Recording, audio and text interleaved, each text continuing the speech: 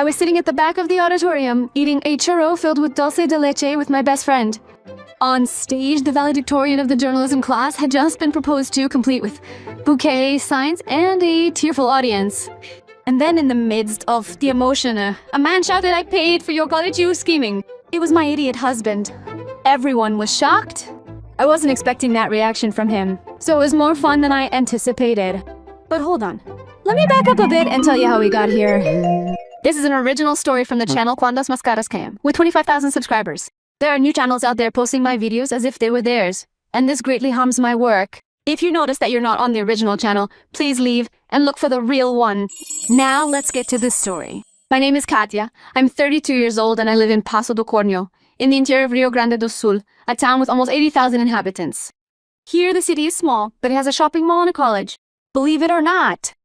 My mother, Donna Marlene, is a seamstress and was both mother and father at the same time. She supported the household alone. A small short woman with a short fuse. I like to call her Little Lie because she had short legs. She would get very angry. I finished high school and decided to work to help at home. College was a dream, but I kept putting it off. I went to work as a cashier at the big supermarket in town, Safari, and that's where I stayed.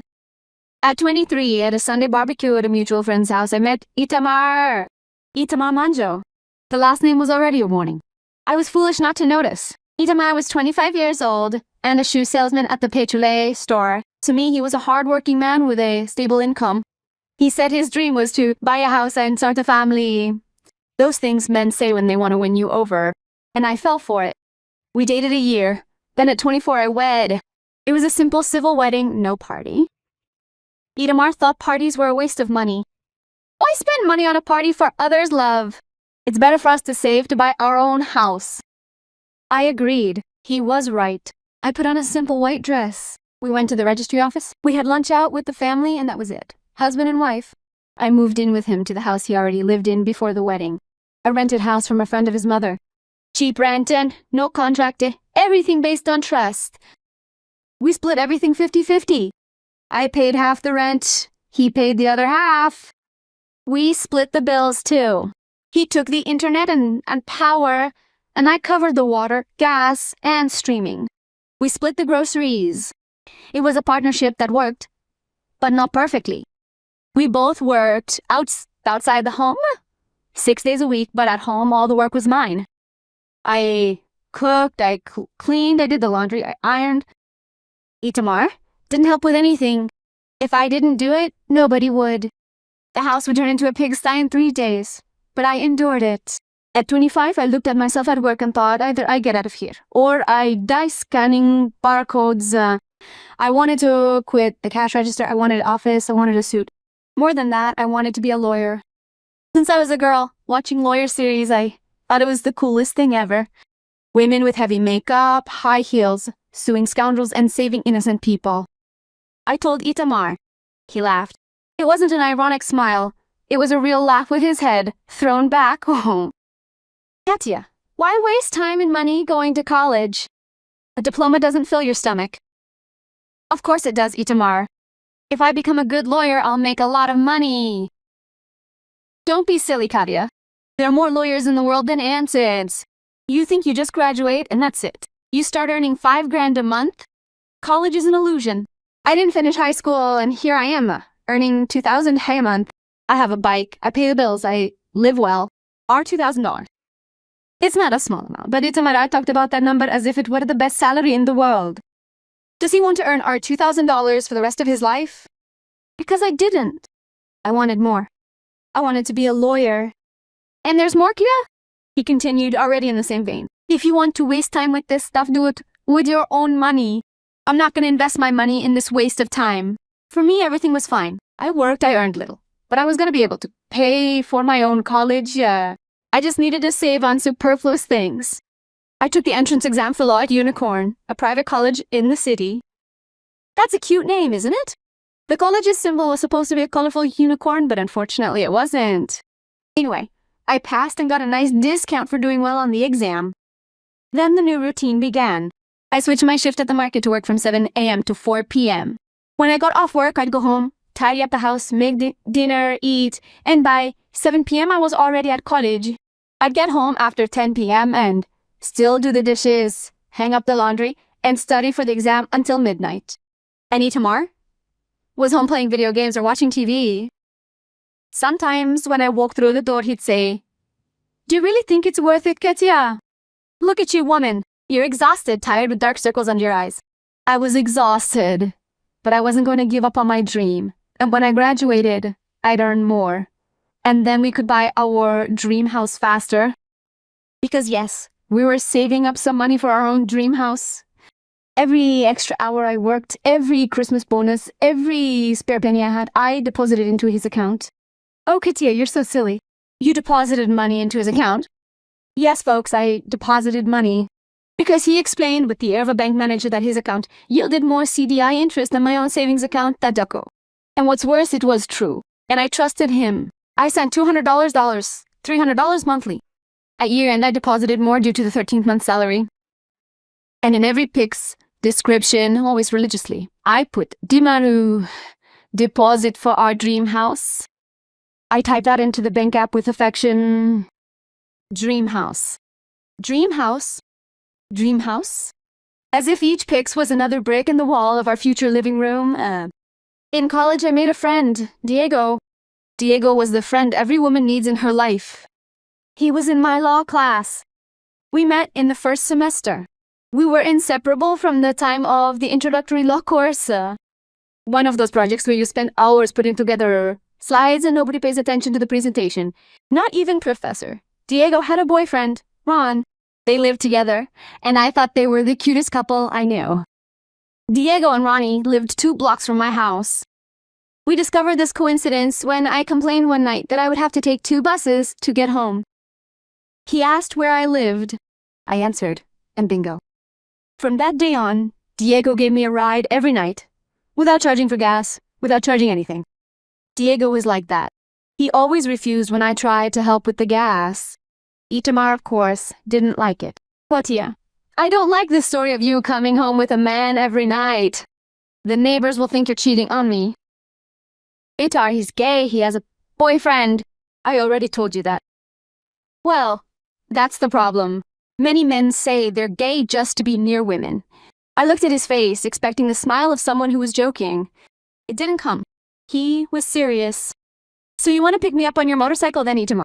Every night, 10 o'clock at college? College was your idea.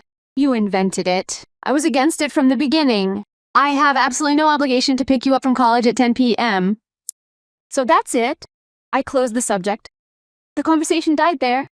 Itamar kept nagging from the couch with the remote control in his hand, and I kept arriving by car with Diego.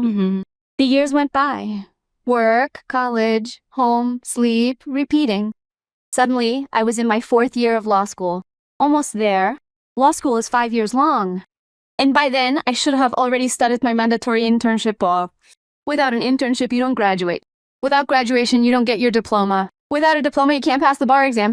No bar exam. But there was a catch. It was difficult to find a well-paying internship here in Paso de Corneo. I did the math, and it didn't add up. I earned more in the market than any internship would pay me. If I quit my job, it wouldn't cover half the rent, the bills, college, the money for our dream house, and still have enough to eat at the end of the month. I talked to Itamar. Itamar, I'm thinking of quitting my job at the supermarket to do an internship. He choked on his Coca-Cola. You're gonna do what? Quit my job as a cashier to do the mandatory internship so I can graduate. Wait. And how much will you earn? $1,000. He laughed. That laugh he gave before uttering his favorite phrase. Katia, you have a job that pays more than minimum wage, registered, with a signed work contract, 13th month salary, vacation pay, severance pay. And you're gonna quit that to chase a dream that might not even work out? You're going to ruin our budget. It's temporary, Itamar. It's only a year. A year without paying debt means a bad credit rating.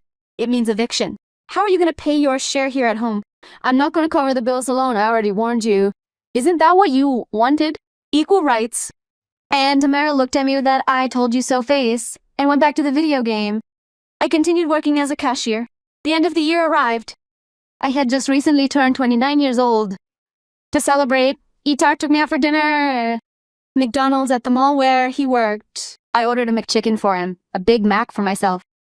He used the discount coupon from the app and insisted on paying the entire bill with the company's meal voucher. "This is my birthday present for you, love." I thanked him, smiled, and happily ate my meal. That Vashalish dinner was the last time I looked at him thinking I was married to a man who loved me, because a week later I would discover something that would change my life forever. It was a Sunday and I was off work. Normally, when my day off fell on a Sunday, I would always visit my mother, but that day I decided to stay home and do a thorough cleaning, and the house was a mess. I got to work, and Tama had gone to work. The house was mine. I cataloged everything in my head. Laundry, scrubbing the bathroom, waxing the floor, sweeping behind the furniture, cleaning the windows. It was going to be a productive day. I started with the laundry. I had a lot of clothes to wash. I started putting the clothes in the machine. I picked up a denim jacket that Itamar used to wear to work, thrown on the kitchen chair as always. Before putting it in the machine, I did what I always did. I emptied the pockets. Itamar had a habit of forgetting crumpled money in his pockets, and I had learned the hard way to always check them first. Right front pocket, nothing. Left front pocket, an old piece of chewing gum. Inside pocket, a folded piece of paper. I took it out. It was a bill. I opened it. A bill from Unicorn. At that moment, I thought, what is a college bill doing in Itamar's pocket? I found it strange. I didn't print my bills. I did everything through the app. I glanced at the amount. Dollars. My monthly fee was $450. Then I looked down at the name of the account holder. Valeska Popo. Vic De Silva. Night shift journalism, 8th semester. I froze. Reet. That again. Valeska Popovich De Silva. I didn't know her. I never heard that name in my life, but it was a unicorn bill inside my husband's jacket. The first thing I did was take a picture. I didn't even think. My finger moved on its own. A picture of the whole bill, a picture of the name, a picture of the barcode, I left the bill on the kitchen table. I continued cleaning. I scrubbed the floor with my head down, my heart pounding in my ears, but my head wouldn't stop spinning. What was that bill doing inside my husband's jacket? Who was this Valeska? I tried to calm down. Maybe it belonged to a colleague at work, some plausible story. It might not be anything serious, but my stomach wasn't accepting that version. Itar arrived at 8 p.m., kissed me on the cheek, and asked me to make a sandwich. He sat on the sofa and turned on the TV. I went to the kitchen, made a snack, grabbed the bill, and sat down next to him. Itamar, speak, love. I found a bill inside your jacket. Who is Valeska? Itamar choked on his snack. Tick up 1. Tick up 2. He grabbed a glass of Coca-Cola and drank it all. He took a breath. That cough wasn't the cough of someone who had actually choked. It was the cough of someone who needed time to think. And he thought for a long time. And then he began in that high-pitched voice of someone caught off guard. Valeska is Sonia's daughter from work. Sonia didn't have time to go to the bank to pay the girl's bill and asked me to pay it. She gave me the money. I paid through the app and forgot to give it back to her. The excuse was plausible. It would have gone unnoticed by any distracted woman. If it weren't for one small detail. I knew Sonia. She had worked with Itamar for years, and I had been to company parties at the Zor. Sonia was single and had never had children. She made a point of telling everyone that her children were her 3 kittens. He was lying to my face, but I pretended to believe him. I smiled and said, "Oh, okay then, honey. Then take it back to her." I handed him the bill and went to the kitchen to wash the dishes. I needed to know what was really going on. If he lied, it was because he was hiding something. My head even started to itch. You know that itch on your forehead that every woman recognizes? Well, when it starts to itch, it's because it's already sprouting. I waited for him to fall asleep, and Tamar slept like a rock, even more so when he drank beer. And that night, after my question, he drank 3 cans. I think it was to calm down. I took his phone from the nightstand. I knew the unlock pattern. I had seen him draw it dozens of times. A simple square, without any creativity. I unlocked it and opened WhatsApp. I found the conversation with Valeska. 2 years. The conversation had been going on for 2 years. Messages, photos, audios, videos, bills, proof of payments, gifts, motel dates, him telling her, "I love you, my love. It's exciting, beautiful, and intelligent woman. I miss you, my princess. Send me your college bill so I can pay. Investing in education is important."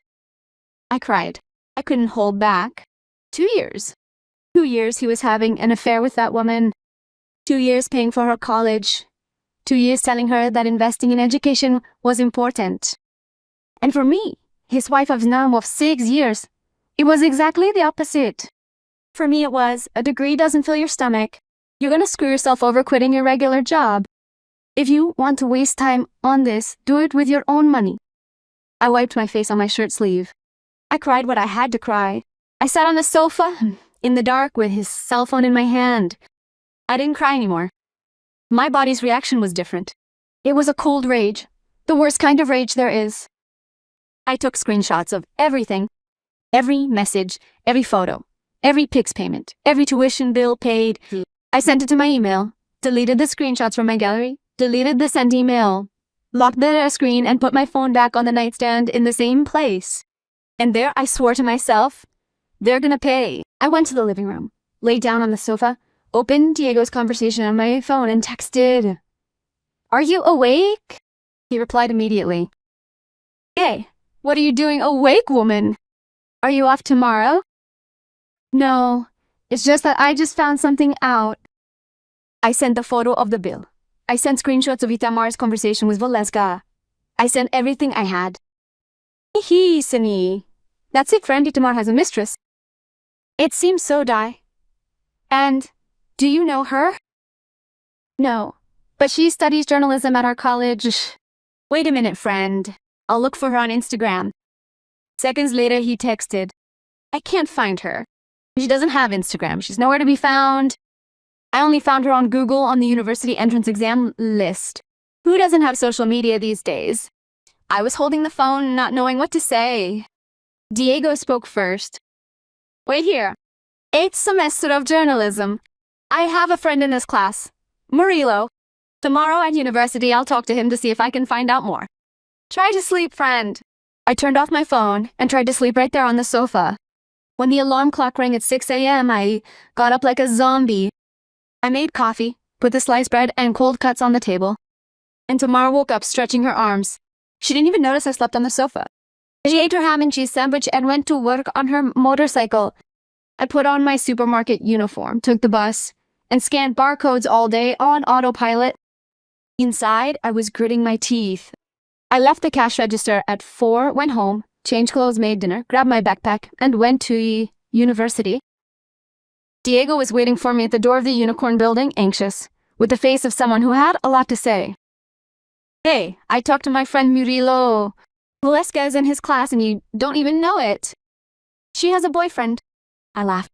It was a nervous laugh, the kind that comes out on its own because your brain doesn't know what to do. "Are you serious?" "Yes, Mona. And there's more juicy gossip. Sit down so you don't fall." I remained standing, and even then he blurted out, "Her boyfriend is going to propose to her at graduation this Friday. The whole class knows except her.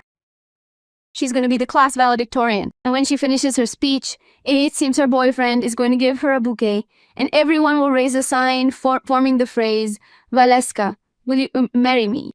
I stared at Diego, speechless. My brain had shut down for a few seconds. Dia had a boyfriend, and was my husband's mistress. My husband paid for her college, and she had a boyfriend. Die, I'm gonna kill that and that jerk Itamar. Calm down, my friend. There's more. I discovered something that will blow your mind. Hold on tight. I remained standing in front of him, and he continued. "Remember the screenshots you sent me yesterday? One of them had a picture of Valeska, a photo looking like a professional shoot with studio lighting. I cropped just her picture and did a reverse image search on Google. And tell me, calm down, Mona. Breathe. She's on an escort website under the stage name Valeska Hilton. Valeska spelled in a really tacky way, with a W at the beginning, 2 L's in the middle, a K and an H at the end, and the last name Hilton, like Paris Hilton. Now it was time for me to sit down. I sat in one of the chairs by the entrance of the college. My head started working. Wait, did Itamar know she was an escort? Was he the one who sought out her services? But how? Itamar is a poor bastard. He earns $2,000 a month. How can someone who earns $3,000 a month find it viable to maintain an escort? It doesn't add up. At all. No. I think it's more likely that Itamar didn't know she was an escort, much less that she had a boyfriend. He was hooked by her, and she managed to convince my husband to pay for her college in exchange for a fake relationship. Because from the WhatsApp messages I read, that's what it seemed like. A relationship, not a client with a call girl. And there was something else. If Valeska had a boyfriend, and he was going to be at her graduation ceremony, then she certainly wouldn't have invited Itamar, right? Right? Imagine the mess. She wouldn't want her lover showing up to greet her with a kiss on the mouth and a bouquet in his hand. Having said that, I've come to the following conclusion: 99%. Chance that Valeska never told Itamar she was going to have a graduation ceremony. My thesis, my cuckolded thesis, was ready. I looked at Diego. He was staring at me with that scared look on his face, eyes wide, one hand holding his elbow and the other supporting his chest. Di, we need to go to this graduation ceremony. He breathed a sigh of relief. Oh, Mona, you finally stayed still for 2 minutes. I thought you'd had a stroke. I couldn't help it. I burst out laughing. Diego's face with his hand on his chest had lifted a weight off me that I didn't even know was there, amigama. So, are you coming with me? But what do you have in mind, Kay? I gave my best devilish smile. If I'm right, this graduation ceremony is going to be legendary. Diego grinned widely. The kind of smile that appears when you realize there's going to be a fight and he has a front row ticket. I'm already there. Count me in. That night, I got home with my head spinning. Itor was on the couch, playing video games, eating Doritos, not caring about getting the controller dirty. I said goodnight. I went into the room, lay down, and stared at the ceiling. The math started to add up in my head. Itamar earned our $2,000 a month. He paid half the rent, our $500, electricity, internet, and half the groceries, another $600 smads, plus the deposit on our dream house of Oda, $300. And there was still gas for the motorcycle, new video games, clothes. In the best case scenario, he had $300 to $400 left over. And even then, for the last 2 years, he was paying for Valeska's college tuition of almost $600 a month. Plus motels, plus little gifts. The math never added up. The only possible explanation was, one, Itamar was using the money for our dream house to support that. Then I started thinking about something else. Itamar had unprotected sex with me, and he'd been having an affair with Valeska for 2 years. Valeska had certainly been having affairs with who knows how many other men. And all those other men surely had relationships with their partners, with other lovers, with God knows who else. I sat up in bed all at once. The next day, before work, I went straight to the lab. I needed to get some tests done urgently. Tuesday dawned. Before Itamar left for work, I asked him, Itamar, how much have we saved up to buy our house? He was taking a sip of his coffee, even drooling a little. Oh, honey, I don't know off the top of my head, but I think we've got around 50,000 already. But that's still not enough for a down payment on a house. Only 50,000? I thought we'd saved more. He got up, grabbed his motorcycle keys. Yeah, Dizia. If you weren't spending money on your college, we would have saved a lot more. I'm late. Bye. He left without finishing his coffee. The sound of the motorcycle disappeared around the corner, and I stayed there, sitting at the table. It was just like him. It was always my college's fault. I grabbed my bag and went to the lab. I had all the tests done. At lunchtime, I walked, eating a chicken croquette, to the office of Dr. Marcos Darcy, a family lawyer who lived near the market. It was a nice office on the second floor of a commercial building with a room. The waiting room was spacious, with a secretary greeting visitors at the entrance, separate offices for each of the associate lawyers, and 2 desks for interns outside. Dr. Marcos was the principal, known throughout the city as a fair lawyer. When I arrived, I was taken aback. I expected to find a man with glasses perched on the tip of his nose, a loose tie, and a tired face. But Dr. Marcos Darcy was nothing like that. He was a man in his early 30s, tall, thin, with dark hair, the first strands of white hair at the corner of his temple, simple framed, glasses, and a dress shirt without a tie. He had that calm demeanor of someone who had seen it all and wasn't easily surprised anymore. I sat in the chair opposite his desk, took my cell phone out of my bag, and told him everything from beginning to end. I showed him the screenshots, the payment slip, the amounts I was depositing into Itamar's account for our dream house. Dr. Marcos listened silently, his chin resting on his hand. When I finished, he adjusted his glasses and picked up a notepad. He took his notes, jotted 3 things, and looked at me. You documented everything perfectly. You brought the date, the amount, the payment receipt, the entire conversation in order. It's very well organized. I smiled involuntarily. It wasn't the time to smile, but it escaped. It's because I'm doing it right. I'm in my 4th year at Unicorn. He raised an eyebrow with a half smile. So you already know half the way. It'll be easy to explain. He went back to his notebook. So let's get down to business, Mrs. Katia. I'm going to file for a contested divorce, and we're going to demand back every cent you deposited into his account with the description, dream spells, and monetary correction bio. I nodded in agreement. That was exactly what I wanted to hear.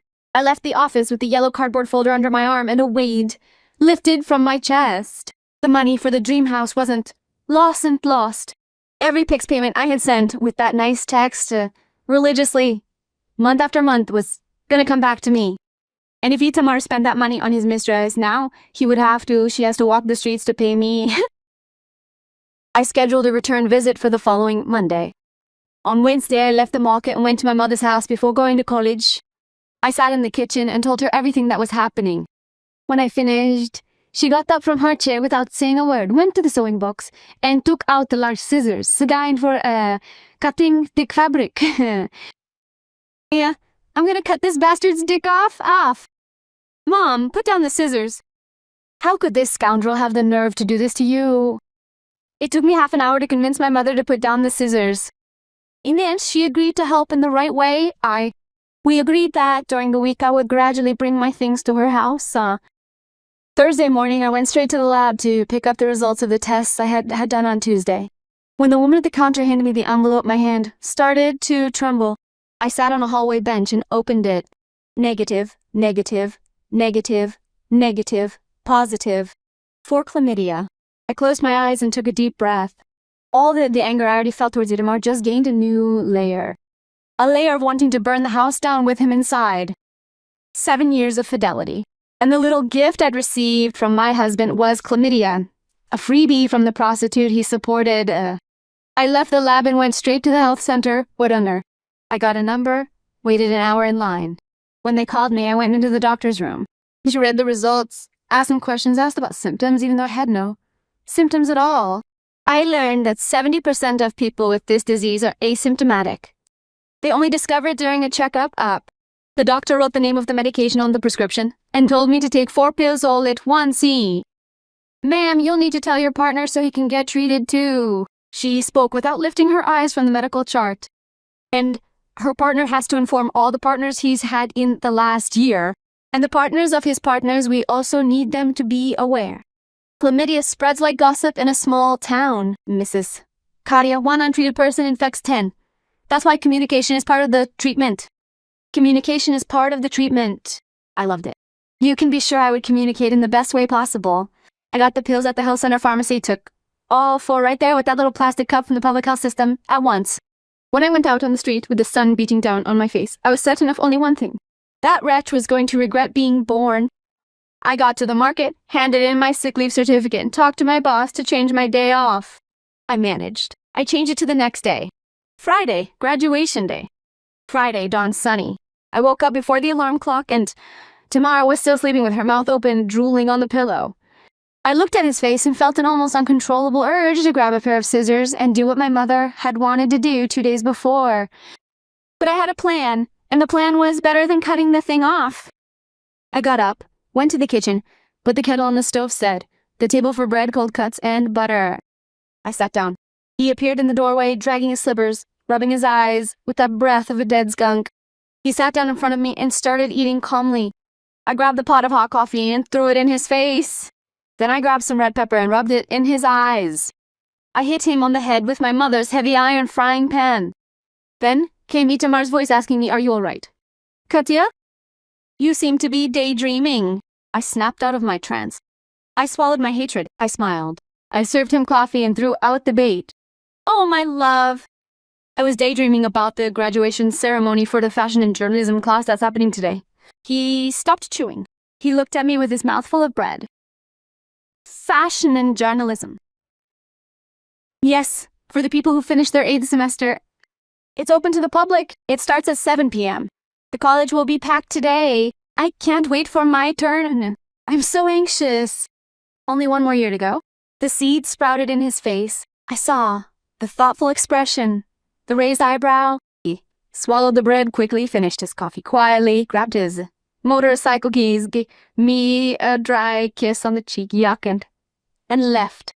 Apparently, Velasca hadn't really told Itamar about the graduation ceremony that day. But I knew Itamar wouldn't miss it for anything. He'd paid half for that diploma. He'd want to see the piranha get it.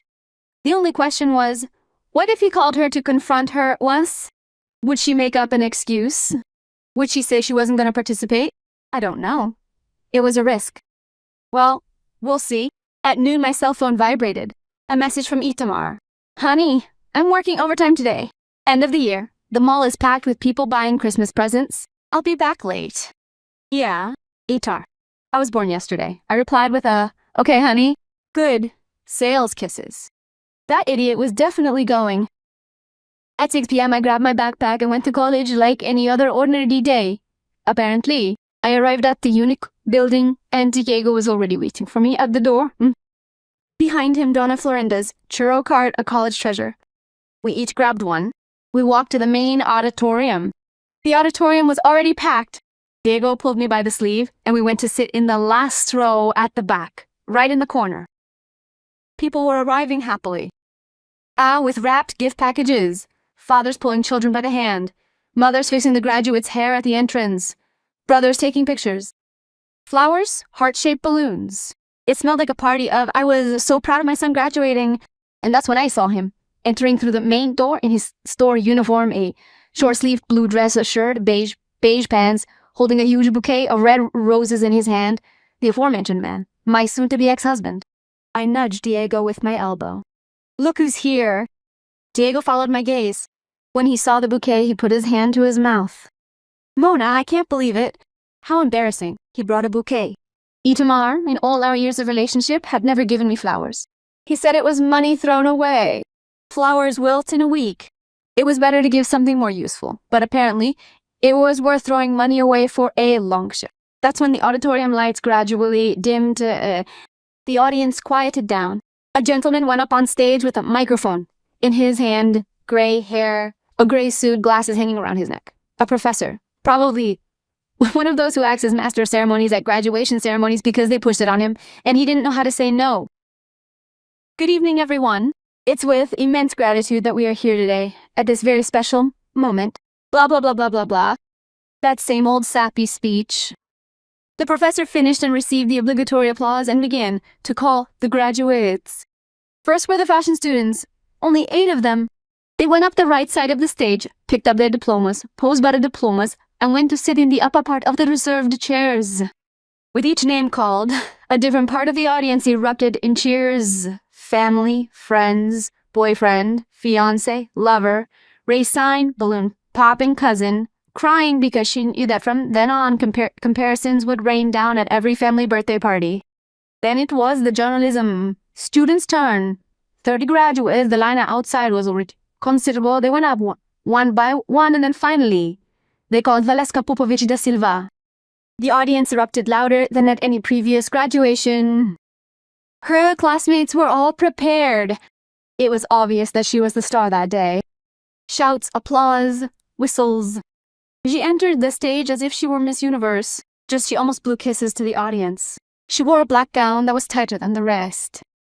Red stiletto, heels that matched her lipstick, platinum blonde hair styled like a salon professional makeup, false eyelashes, glowing skin. She walked slowly on purpose to be seen. The girl was really beautiful, I won't lie. She picked up her diploma, gave the most rehearsed smile in the world for the photograph, waved goodbye to the audience, and went to sit in the front row. I looked at Itamar. He had the silliest smile I've ever seen in my life, like a child waiting for Santa Claus was. Then the rest were called. When the last graduate sat down, the master of ceremonies returned to the center of the stage with the microphone in hand. Blah, blah, blah, blah, blah, blah. And now with you, the valedictorian of the journalism class, Valeska Popovich da Silva Vele.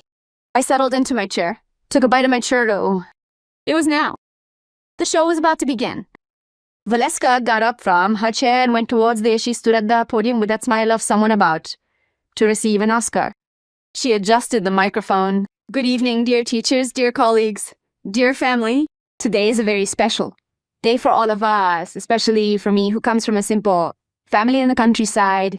I always worked hard, waking up every day at 5 a.m. to study before work, and I worked hard to pay for my own college with sweat of my brow. Today I can say it was worth it. Those who strive always achieve. I looked at Diego. Diego looked at me and whispered, she used to wake up at 5 a.m. to serve clients. She must have really suffered. Imagine working where everyone wants to screw her over. I bit into my churro to avoid laughing out loud. That Diego was no good. Up front, I saw Itamar fidgeting in his chair. He crossed his right leg, then his left, scratched his neck, looked at the bouquet, looked at the stage. You could see the confusion in his empty head on his face, Soko. Then Valeska concluded with the phrase, the usual cliché. To conclude, on behalf of our entire class, I wanted to thank our parents, our teachers, and all the family members who believed in us these past 4 years. This diploma is as much ours as it is yours. Thank you very much and good night. General applause. Valeska's mother filming. Her father crying tears of pride. Poor guy. That's when a man stood up from the middle row. Suit and tie. Brown hair, light eyes. Handsome. It was her boyfriend, Bruno. Bruno went up on stage with a bouquet bigger than Itamar's. He took the mic from the MC, who handed it over, already knowing what was about to happen. He flashed the most passionate smile I've ever seen a man give. He cleared his throat and began to speak. Valeska, my love. Everyone fell silent. Valeska put her hand to her mouth. 3 years ago I met you, and since that day I knew you were the woman of my life. Today, in front of our family, our friends, the teachers who watched you grow up, then Bruno. She knelt on the floor and opened a small box.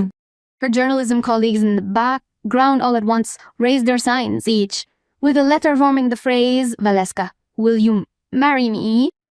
Valeska burst into tears right there on stage. She put both hands to her face. Yes, yes, Bruno. Of course, yes. 1,000 times yes. She jumped into Bruno's arms, scattering roses all over the stage floor. A kiss on the lips in front of the entire auditorium. A ring being placed on her finger. The audience erupted. Valeska's mother crying loudly. Her father shouting, oh my God, my little girl! Family filming, the applause. The most beautiful thing in the world. I looked towards Itamar, and that's when it happened. He stood up abruptly, pointed the bouquet at the stage and shouted, I paid for your college, you scheming bitch, and you had a boyfriend? And you had a boyfriend? He stood there, face red, a vein pulsing in his neck. The entire audience froze in the middle of their crying. I almost dropped my churro on the floor. I wasn't expecting such a scandalous reaction. Valeska's mother turned to him furiously. Are you crazy? You're ruining the happiest moment of our daughter's life. Who the hell are you? I looked at the stage. Valeska had lost her color. She froze, mouth agape, staring at Itamar as if she'd seen a ghost from the past, present and future, all at once.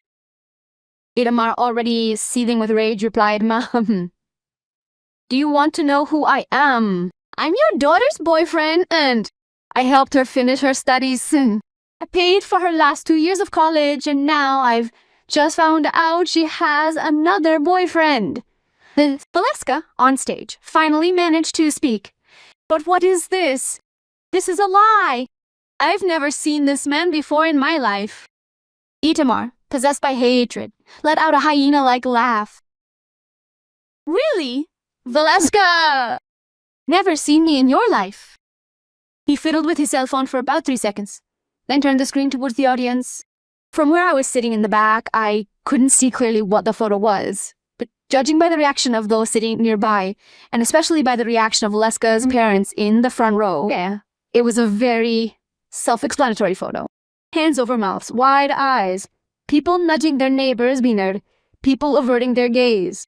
Itamar walked from the middle row towards Valeska's family. Valeska, holding her cell phone in the air as if it were a trophy. Ma'am, would you like to see more, ma'am? I have many other photos. Look here. Look at this one.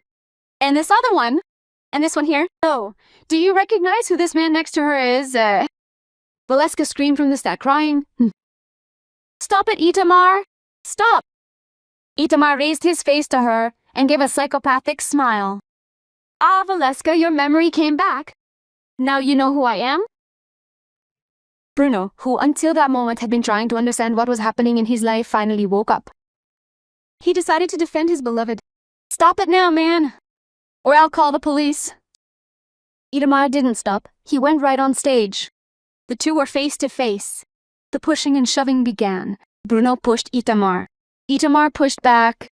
Bruno threw a direct punch to Itamar's face. Itamar fell, got up, went after him, the two rolling on the stage. Valeska was paralyzed.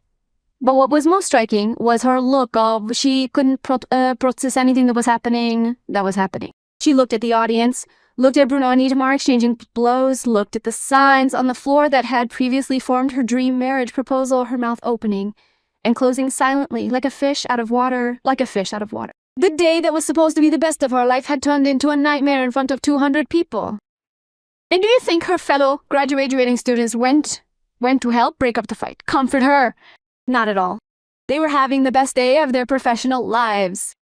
Each graduating journalism student had their cell phone held vertically, recording everything. Filming from the middle corner of the back, some climbed onto chairs. The more sensitive ones looked scared. The others were laughing, excited, realizing that this was the first exclusive story of their careers. And the professors and faculty staff who were there ran to call security. But all together in a group, nope.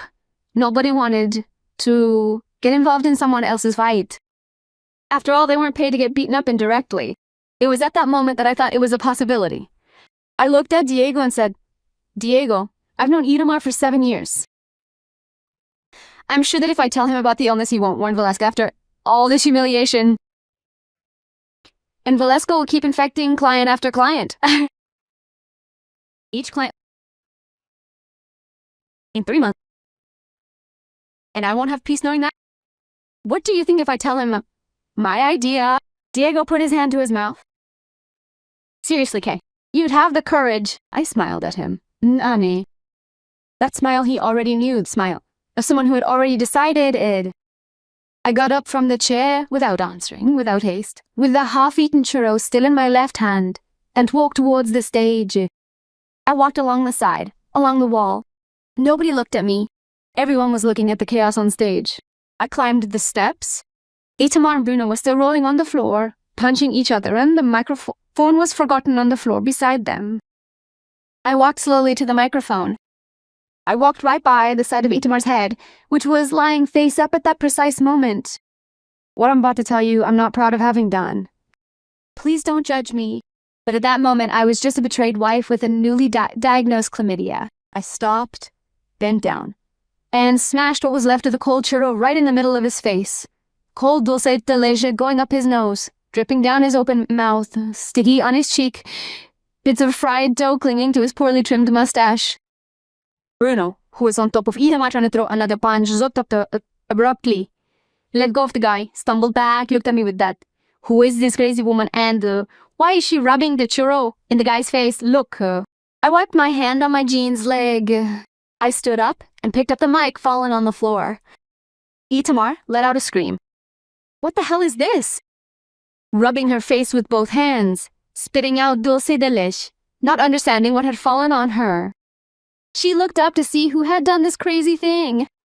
That's when she saw me, standing at the center of the stage, microphone in hand.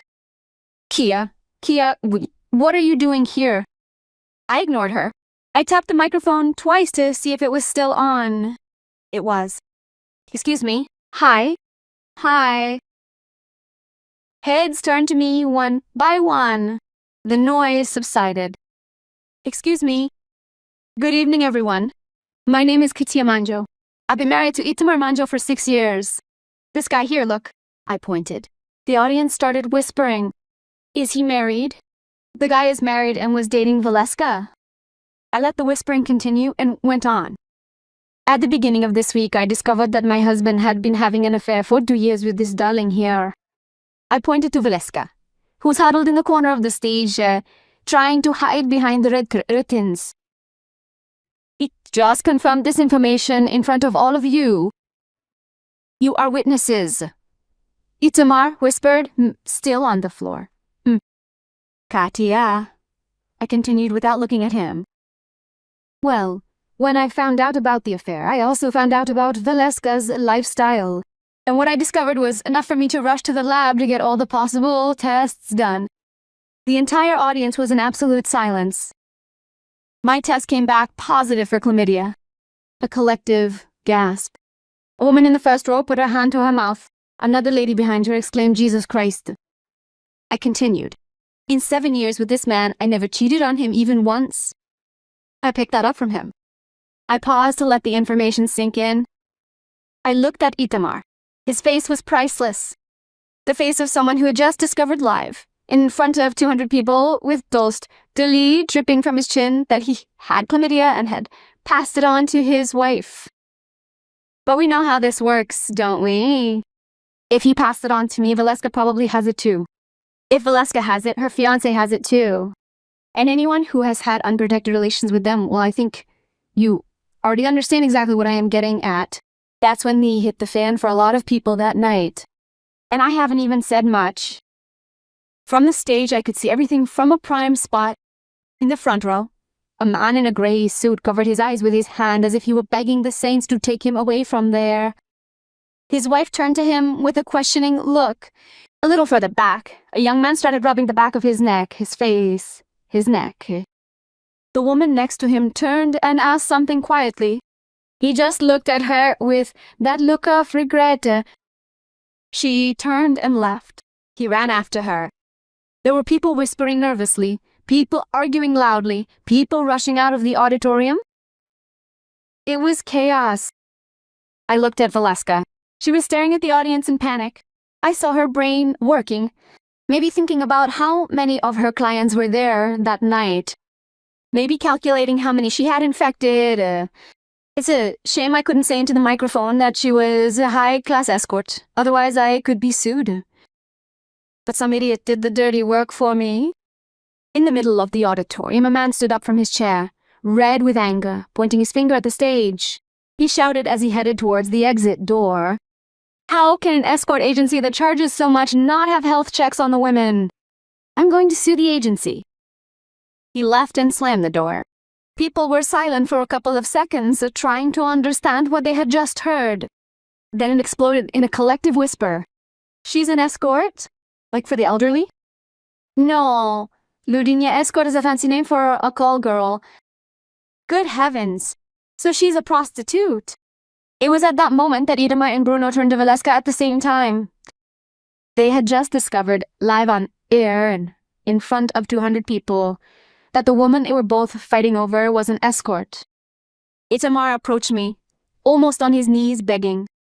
Honey, I didn't know she was an escort. I swear.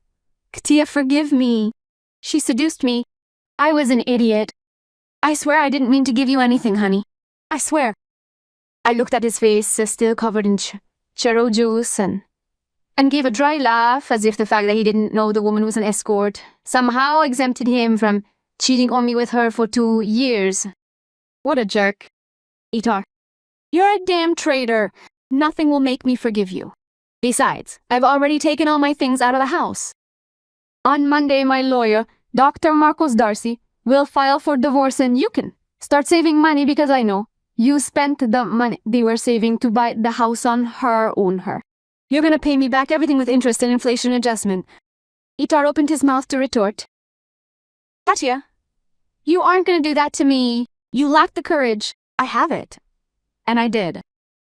It was at that moment that I heard Valeska crying loudly behind me. I turned to look.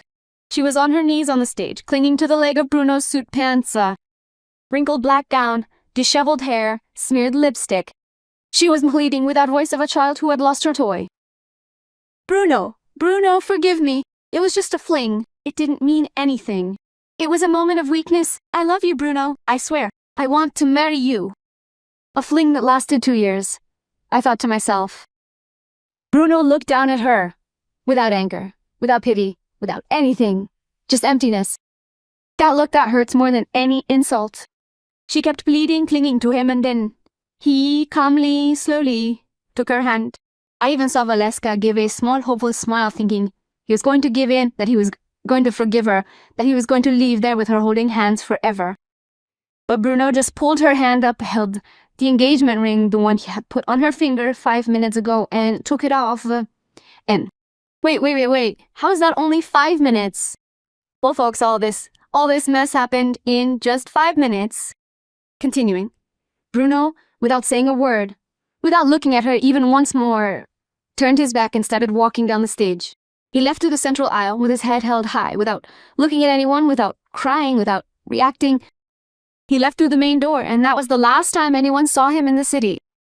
Valeska screamed after him, Bruno, come back. Bruno, please, I love you. Bruno didn't come back. That's when Valeska's parents went up on stage. The mother was still crying loudly. The father with his jaw clenched, expressionless.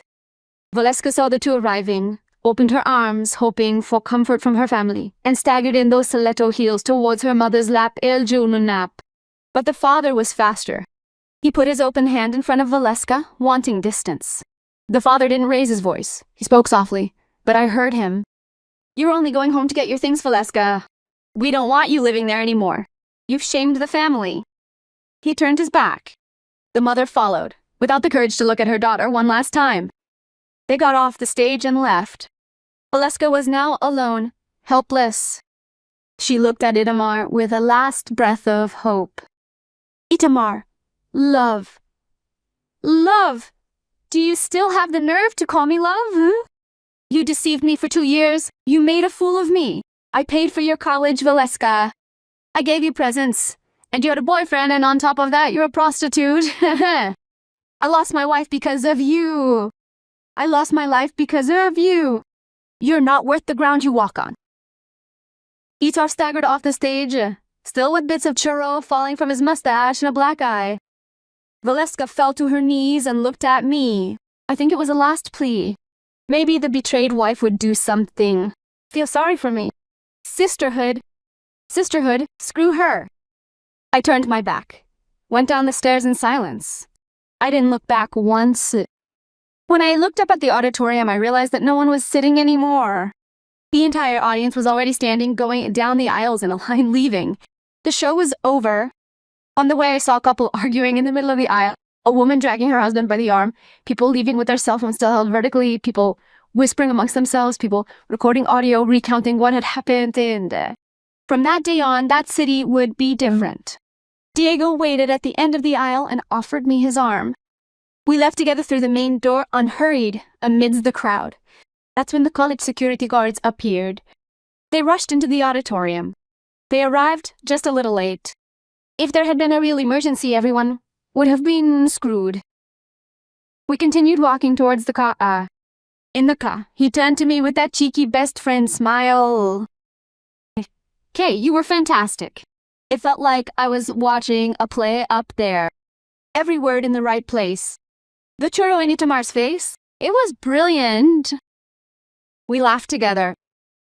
Okay, let me tell you. Tell me. I sent Marido the link to Valeska's profile on the escort website. He said he was going to rush back home and write an article. He's gonna post it tomorrow morning on his Instagram. It's gonna be a hit, girl. Tomorrow we'll see the rest of the damage. I laid my head on the back of the seat and closed my eyes. For the first time in a week, I truly took a deep breath. The next day, the article was already online. In 24 hours, 2 million views. In 2 days, it was even on Leo Mez's website. Itamar and Valeska became a national meme. And the city? In a week, the laboratories in Paso do Corneo were packed. There were lines to get tested for STIs. Marido became the official gossip influencer not only of our city, but of neighboring cities as well. He started receiving invitations to cover parties, new restaurants, clothing stores. In 3 months, he was even with us managing his schedule. Valeska was cancelled here. She disappeared. Bruno also disappeared. Poor guy, the only innocent one in that whole story. As for Itamar, I was hoping he would disappear too, but unfortunately, he didn't. He started making a scene every day at the supermarket door, begging my forgiveness on his knees on the sidewalk. In 2 weeks, I lost my job. The manager said that customers were complaining and the supermarket was losing customers because of the circus he was creating. I left my former boss's office and went straight to Dr. Marcos's office. When I got there, Dr. Marcos managed to fit me in, and I told him the news. Itamar had caused such a commotion in the market that I ended up getting fired. Dr. Marcos took a deep breath, wrote it down in his notebook, and adjusted his glasses. Mrs. Katya, this is serious. You were fired because he insisted on causing a disturbance in your workplace. I'm going to add job loss to the claims for material damages in the divorce proceedings afterwards. We're gonna make him pay for that too. I nodded, satisfied. That was exactly what I wanted to hear. That's when he straightened his posture in his chair and changed his tone slightly. Taking advantage of the moment, Mrs. Katya, the demand for divorces in the city exploded after that graduation ceremony. In just the last 2 weeks, I've taken on 10 new cases, and all of them, without exception, said they came here on your recommendation. I was confused for a second. Then it clicked. It was in the auditorium. When I told Itamar that my lawyer, Dr. Marcos Darce, was going to file for divorce, he said, Doctor, I'm sorry, it wasn't on purpose. It just came out in the heat of the moment, in the anger of the moment. I didn't even think about the consequences. Dona Katia, don't worry. You filled my schedule for the next 6 weeks, and that's exactly why I wanted to offer you an internship here. If you're available, urgently need one more person, and you're already in your 4th year of law school. It's a perfect fit. What do you think? I looked at him and smiled. I accept, doctor, thank you. I knew the internship paid less than the market rate, but the severance pay from 10 years of work, plus the FGTTS, Brazilian severance fund, plus unemployment insurance would be enough to support me comfortably for a few years. And more importantly, I was finally going to work in law. It was what I always wanted. I left there thinking, 10 divorces in a small town in 2 weeks. How many of these cases were directly Velasquez's fault? How many clients did that woman have in Paso de Corneo alone? I raised my hands and thanked God that I only caught chlamydia. Speaking of Velasquez, 2 months later she appeared in another article by Marido. He discovered that Velasquez had stopped working as an escort to open an account on an adult content sales website. She sold photos and videos to anyone who wanted to pay. Well, at least she continued working with what she liked. The divorce came a year later.